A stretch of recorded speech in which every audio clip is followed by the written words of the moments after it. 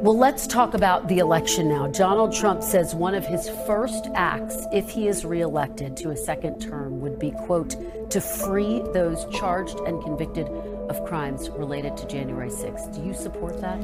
I want to be very clear. The violence that happened on January 6th is unacceptable. It doesn't represent our country. It certainly does not represent my party.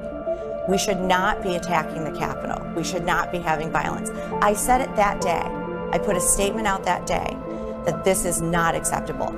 If you attacked our Capitol and you've been convicted, then that should stay. So then, but to the question though, do you disagree with Trump saying he's going to free those who've been charged? I do not think people who committed violent acts on January 6th should be freed. So you disagree with that? He's been saying that for months. Ronna, why not speak out earlier? Why just speak out about that now?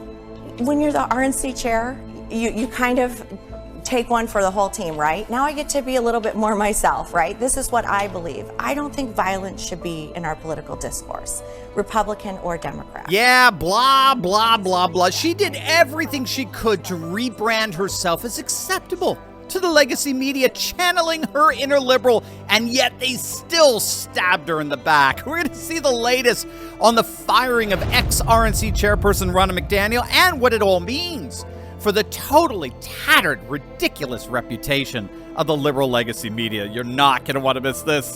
Hey gang, it's me, Dr. Steve, your Patriot professor, here to help you stay sane during these insane times. So make sure to smack that bell and subscribe button, and let's dive right in. What do you say about Ronna McDaniel?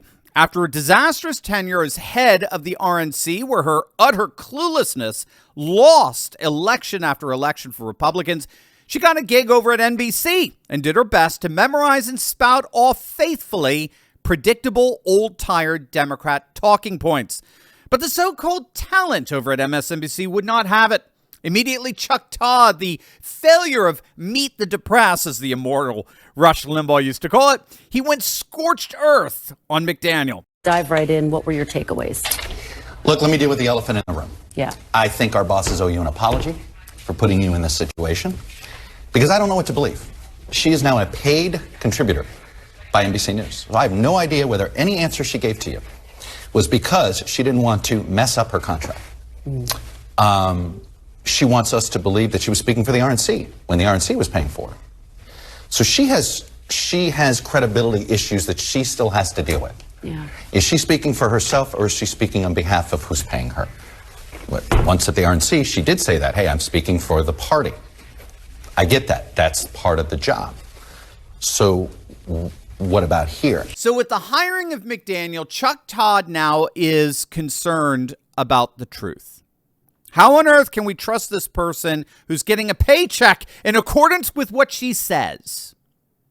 It's a good question, Chuck. I'm curious if the same applied to you when you were getting your paychecks from Pfizer, Big Pharma, your #1 sponsors. But it wasn't just Chuck. Rachel Maddow actually compared Ronna McDaniel to a mobster. And I will also say, if you care what I think about this, I will tell you the fact that Ms. McDaniel is on the payroll at NBC News, to me, that is inexplicable. I mean, you wouldn't hire a wise guy. You wouldn't hire a made man like a mobster to work at a DA's office, right? You wouldn't hire a pickpocket to work as a TSA screener.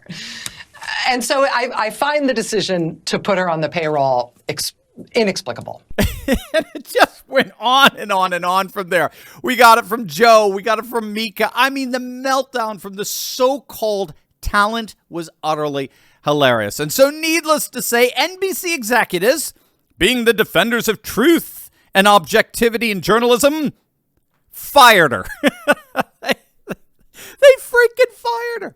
They buckled under the pressure of their talent's temper tantrums. And get this is so beyond suggestive. Look at this. In firing McDaniel, the executives at NBC said that the newsroom must be, quote, cohesive and aligned. The newsroom must be aligned. If that's not a Freudian slip, I have no idea what is. That's what Chuck Todd and Rachel Maddow are ultimately freaked out over. It's not truth. It's not facticity. It's alignment. Remember, I highlighted on yesterday's video that wonderful observation by Scott Adams.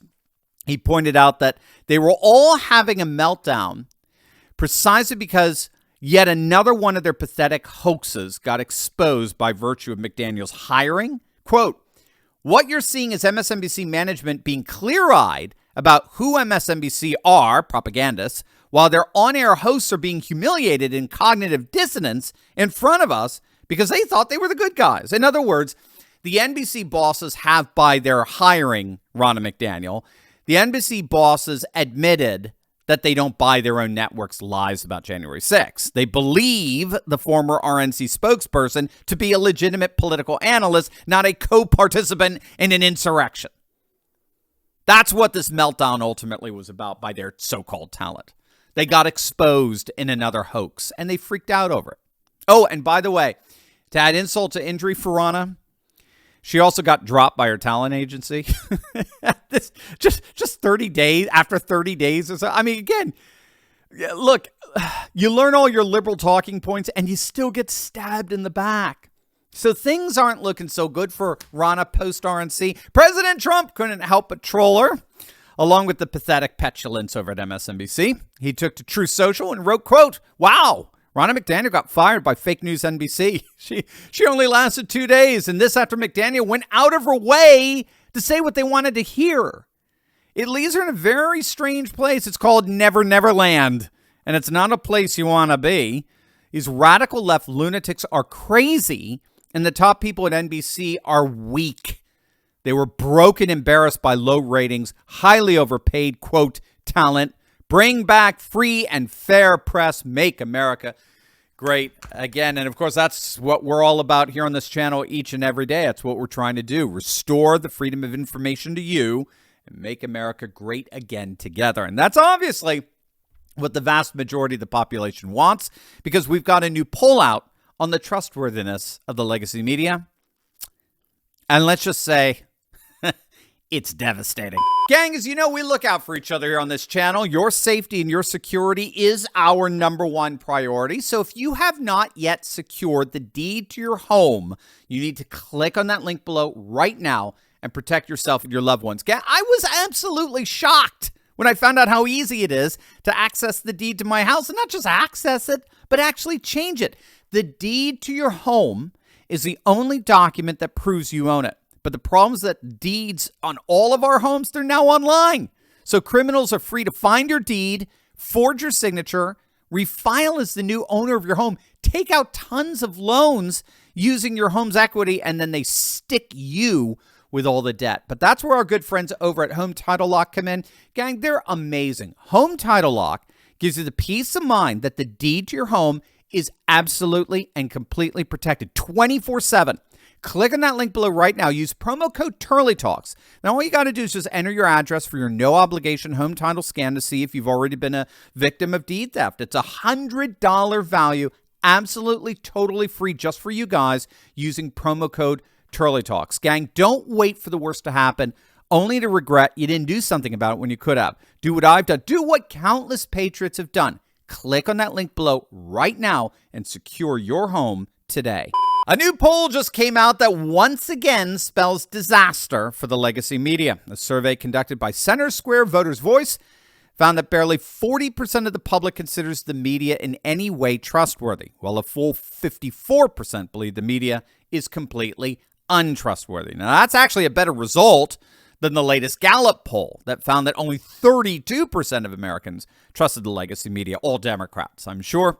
Either way, it's a devastating indictment. Trustworthiness is the backbone. It's the foundation of the business model of the news media. If you're not trusted as a reliable mediator of information, readers and viewers are going to go elsewhere. And that's exactly what we're seeing today. The ratings simply don't lie.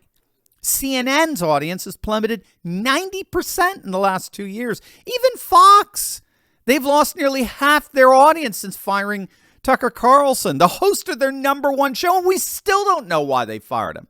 The ultra-leftist Vice News has filed for bankruptcy. The flagship Vice News Tonight's been canceled, and that news came on the heels of the announcement that the ultra-left BuzzFeed News was permanently closing its doors. And on top of all of that, over 2,000 newspapers have folded, no pun intended.